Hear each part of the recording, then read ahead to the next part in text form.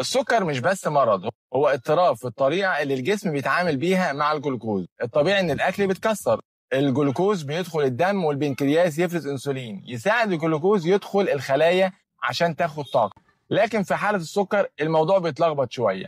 عندي 3 حالات اساسيه. النوع الاولاني البنكرياس نفسه مش بينتج انسولين او بينتج بنسبه ضعيفه. هنا الشخص محتاج انسولين خارجي طول حياته. رقم 2 النوع الثاني الجسم بينتج انسولين بس الخلايا مش بتستجيب له، يعني في مقاومه انسولين وده منتشر جدا وبيجي مع الوزن الزايد او قله الحركه. رقم 3 مرحله ما قبل السكري، ودي اخطر من النوعين لانك ممكن ما تبقاش عارف ان عندك مشكله.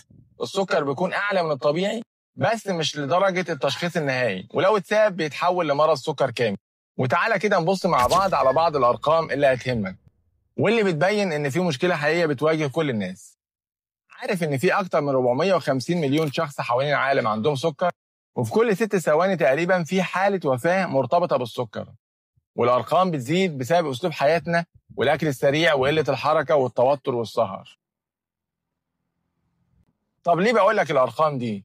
عشان اوريك ان الموضوع مش بسيط، بس كمان عشان افتح لك باب الحل اللي انا جايبه لك النهارده.